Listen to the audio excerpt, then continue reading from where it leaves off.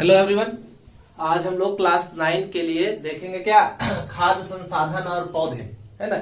इसमें मेरा पहला भी एक वीडियो मौजूद है, आप चैनल पर जाकर के उसे देख सकते हैं। इससे पहले के जितने सारे टॉपिक हैं वहां अच्छी तरह से स्पष्ट किए गए हैं। आज हम लोग देखेंगे क्या मेन बिंदु इस टॉपिक का क्या है तो फसल सुरक्षा और प्रबंधन, ठीक है। फसल सुरक्षा और प्रबंधन, हम लोग अनाज का उत्पादन कर चुके थे। अनाज का उत्पादन करने के बाद उसे किस तरह से रखा जाए कि वो लंबे समय तक सुरक्षित रहे, या अनाज उत्पादन करते समय हमें खरपतवार से या फिर कीटों से क्या कुछ हानियां होती है, उसके बारे में आज विस्तार से चर्चा है। तो सबसे पहले तो आप ये देखें कि खाद्य संसाधन, हम लोग जानते हैं कि हमारे लिए खाद्य पदार्थों का उत्पादन करना जरूरी है, क्योंकि ये हमारे भोजन के स्रोत है। और इस भोजन को उत्पादन करते समय काफी ज्यादा मुश्किलों का सामना करना पड़ता है। तो सबसे पहले हम लोग देखते हैं कि हमारे फसल उत्पादन के समय हानि होती है, तो वो हानि किनके द्वारा संभव है। तो हमारे सबसे पहला हानि जो है वो खरपतवार है, कीट है, जीवाणु है, कवक है, सूक्ष्म जीव की अन्य प्रजातियां है, सभी मिलकर के क्या करते हैं, हमारे फसल को नुकसान पहुंचाते हैं, है ना। तो ये फसल को जो नुकसान पहुंचाते हैं, इन सारे पदार्थों को, खरपतवार हो, कीट हो, ये जीवाणु हो, सूक्ष्मजीव की कोई भी प्रजाति आ जाए, सभी को संयुक्त रूप से हम लोग क्या कहते हैं, पीड़क या पेस्ट कहते हैं, ठीक है। तो इन सभी को संयुक्त रूप से पीड़क या पेस्ट कहा गया। अब ये देखें यहाँ पर पहला शब्द जो हमारा है खरपतवार है। इससे पहले हम लोग जाने कि खरपतवार आखिर है क्या। तो हमारे खेतों के बीच में, फसलों के बीच में जो अनावश्यक पौधे उगाते हैं, और इन पौधे के उगने के वजह से एक तो क्षेत्र का हमारा नुकसान होता है, जहां पर कि हमारे फसल वाले पौधे का विकास होता, वहां पर ये पोषक तत्वों को अवशोषित करके तेजी से वृद्धि कर रहे हैं, तो इनका नुकसान किया गया उसके द्वारा। खरपतवार उन्हीं पौधे को कहते हैं। खरपतवार कई हो सकते हैं हमारे फसलों के बीच में उगने वाले। तो ये खरपतवार में क्या हो सकता है, चौलाई हो सकता है, अमरेंथस, बथुआ, चिनोपोडियम, है ना, साइनोडॉन, गाजर घास, पार्थेनियम, मोथा। तो ये सारा हमारा जो है वो खरपतवार है, जो अनावश्यक रूप से हमारे खेतों के बीच में उगाता है। इन्हें वीड्स भी कहा जाता है, ठीक है। तो हमें जरूरत क्या है, सबसे पहले तो हम लोगों ने खेतों में से पौधे को लगा दिया, तो अब जो घास उग रहे हैं उन घासों को हटाना हमारा प्रमुख कर्तव्य है। तो ये खरपतवार यानी कि घास यानी कि वीड्स जो है, इनको हटाने की प्रक्रिया को ही वीडिंग या निराई कहा जाता है। इनको वहां से हटाने की प्रक्रिया।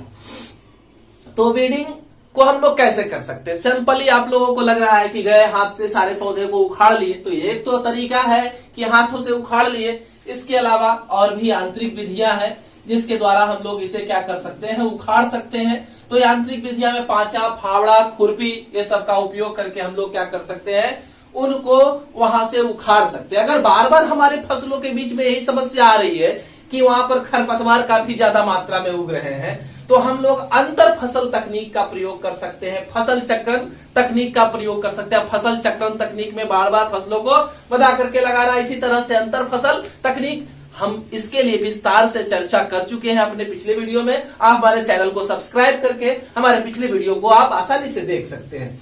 तो अंतर फसल चक्रण तकनीक के द्वारा भी क्या हो जाता है कि वहां पर घासों की उगने की संख्या, खरपतवार की उगने की संख्या जो है वो कम हो जाती है, ठीक है। तो इसके द्वारा हम इसे खत्म कर सकते हैं। दूसरी विधि है रासायनिक विधि है। इसमें खरपतवार नाशी, है ना, वीडिसाइड्स, हर्बिसाइड्स, पेस्टिसाइड्स, इन सारे चीजों का प्रयोग करके हम उसे क्या कर सकते हैं, नष्ट कर सकते हैं। ज्यादातर प्रयोग होता है 2,4-D रसायन, है ना, खरपतवार नाशी के रूप में। तो इसको डाइक्लोरोफिनॉक्सी एसिटिक एसिड कहा जाता है। इसके अलावा और भी बहुत सारे रसायन हमारे प्रयोग होते हैं। जैसे कवक का, अगर हमारे फसलों के बीच में कवक लग जा रहे हैं, कवक समझ रहे हैं ना, फंगी, तो वो जो लग जा रहे हैं, खमीर, ये सब जो लग जा रहे हैं, उसको नष्ट करने के लिए कॉपर और सल्फर का यौगिक का हम लोग प्रयोग कर सकते हैं। कई बार तो हम लोग क्या कर दिए हैं, फसल का स्टोरेज कर दिए हैं, वहां पर भी लग जाता है, तो वहां पर भी हम लोग कॉपर सल्फर के यौगिक का मिश्रण वाला कोई भी कीटनाशी का प्रयोग कर सकते हैं। कुछ कीटनाशी और नाम दिए हैं यहाँ, जैसे डीडीटी है, डाइक्लोरो, डाइफिनॉक्सी, ट्राइक्लोरो इथेन कहते हैं इसको। डीडीटी का फुल फॉर्म बार बार पूछा जाता है ना, तो डाइक्लोरोफिनॉक्सी है, ट्राइक्लोरो इथेन जो है वो हमारा डीडीटी का फुल फॉर्म हुआ। इसके अलावा पॉलीथियोन है, मेथियोन है, और क्या है, मिराकुलान है, और भी कई सारे नामों से हमारे बाजार में कीटनाशी पीड़कनाशी जो है उपलब्ध है। उसका छिड़काव करके हम लोग इससे बच सकते हैं। अगर आप चाहते हैं कि इन सारा का प्रयोग कम के हमारा जो फसल लगने वाला है उनके बीज को अगर हम लोग रासायनिक रूप से ट्रीट कर देते हैं, है ना, तो वो क्या होता है, रोग मुक्त हो जाता है और रोग लगने की क्षमता फसलों में जो हो जाती है वो कम हो जाती है। इसके लिए बोने से पूर्व उस कीट से उपचारित किया जाता है फसलों को के बीजों को। ठीक है, इतना सारा हम लोग देखें। अब है कि हमारा फसल लगा दिए, फसल धान है, गेहूं है, मकई है, बहुत सारे फसलों को हमने लगा दिया।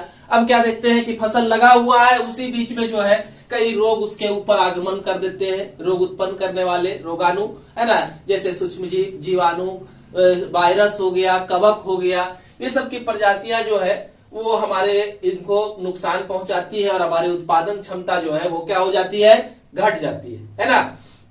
तो कहता है कि कीट वगैरह के द्वारा हमारा जो उत्पादन है लगभग 10% का हानि हर साल हो ही जाता है, किसी भी तरह से उसे करता क्या है, ये सारा कीट जो लगता है हमारे फसलों में वो क्या करता है, कई तरह से हमारे फसलों को नुकसान पहुंचाता है। मान लेते हैं कुछ तो लगा तो मूल और तना पत्ती को काट करके खा जाएगा, है ना, काट देगा तो वो नष्ट हो गया। पत्ती को काट दिया, पत्ती के ऊपर लग गया कीड़ा, तो पत्ती के ऊपर लग गया तो क्या होगा, अब तो पत्ती खत्म हो जाएगा, प्रकाश संश्लेषण की क्रिया बाधित हो जाएगी।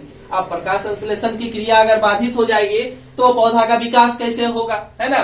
तो उसी तरह से अगर तना को ही बीज से काट देंगे तो कौन फल देगा हमें, तो इस तरह से नुकसान होता है। कई तो तना और फल के अंदर छेद करके कीड़े रहते हैं तो उससे भी हमारा नुकसान होता है ना।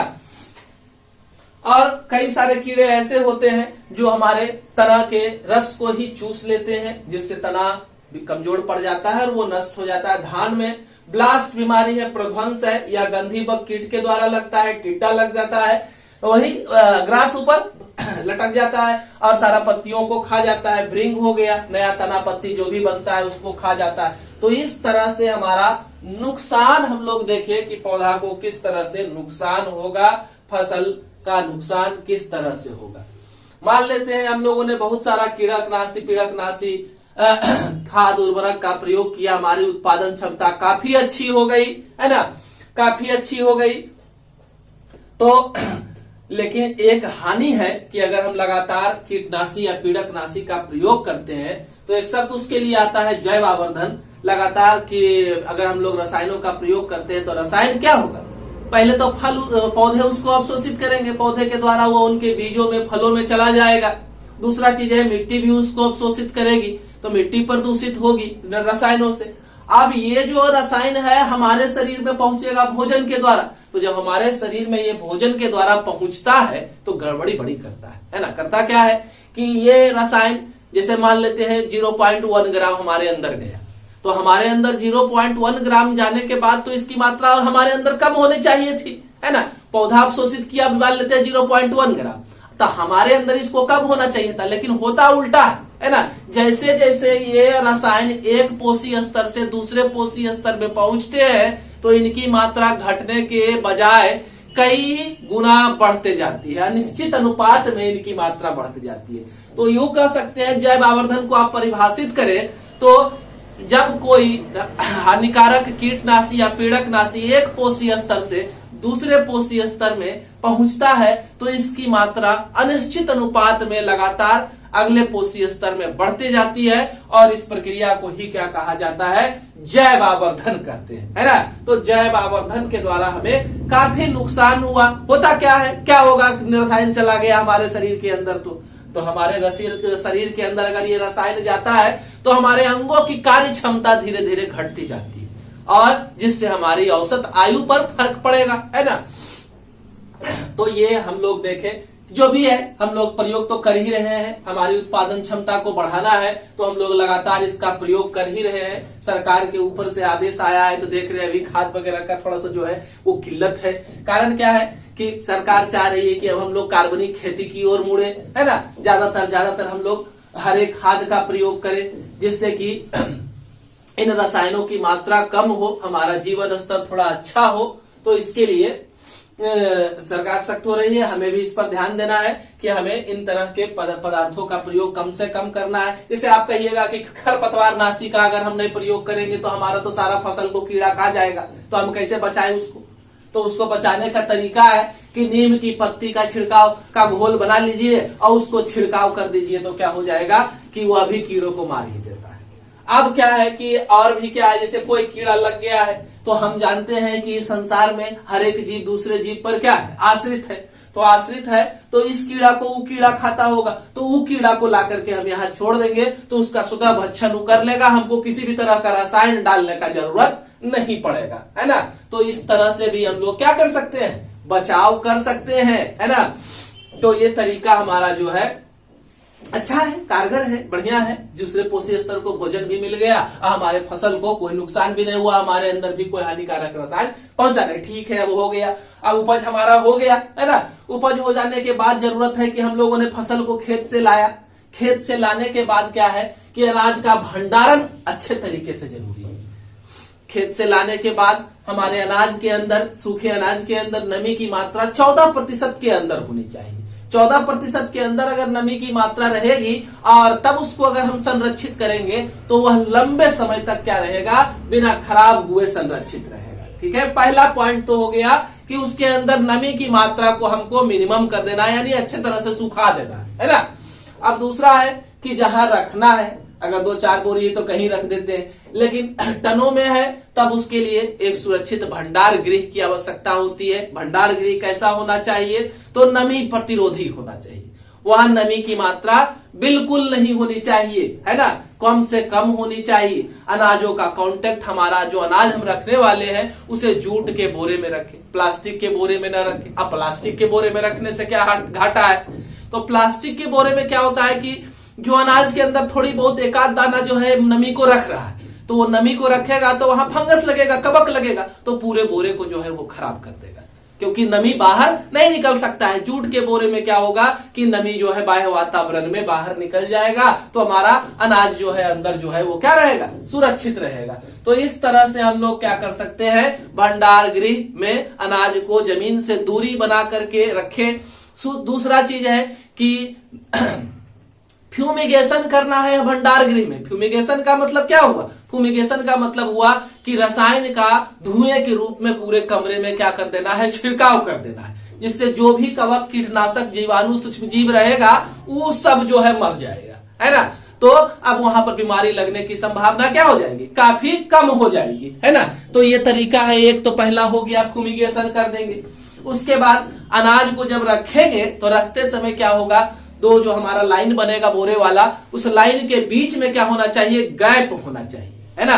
हम जा करके घूम के देखते रह सके, और कहीं पर भी चूहा लग रहा है, कुछ फंगस वगैरह का आक्रमण है, तो वहां से हम उसको स्प्रे करके खत्म करके निकालेंगे, है ना। तो इस तरह से हम लोग अनाज को सुरक्षित रखेंगे। आपसे पूछ सकता है कि अनाज को नष्ट करने वाले 2 कारक का नाम बताइए, तो 2 कारक तो हमारा एक अजैविक है, मतलब मृत में नमी हो गया, तापमान हो गया, ये सब जो है अनाज को नष्ट करता है। जैविक कारक में जीवित वाला चीज हो गया, जैसे कीट हो गया, कवक हो गया, जीवाणु हो गया, विषाणु हो गया, पशु हो गया, पक्षी हो गया, तो खेत में हमारा नष्ट करेगा, है ना। भृंग हो गया, धान घुन हो गया, दाल घुन हो गया, दाल भृंग हो गया, ये सब क्या करता है, हमारा घर में रखे हुए अनाज में ये लग जाता है, तो पूरे अनाज को क्या कर देता है, खत्म कर देता है, नष्ट कर देता है ना। तो इस तरह से हम लोग अपने फसल की सुरक्षा के साथ साथ अनाज को भंडारित भी सही तरीके से करेंगे। अगर हमारा वीडियो पसंद आए तो वीडियो को लाइक करेंगे, है ना, बेल आइकॉन बटन को दबा करके हमारे चैनल को सब्सक्राइब करेंगे, हमारे चैनल से लगातार जुड़े रहेंगे, नए नए वीडियो को प्राप्त करते रहेंगे। धन्यवाद।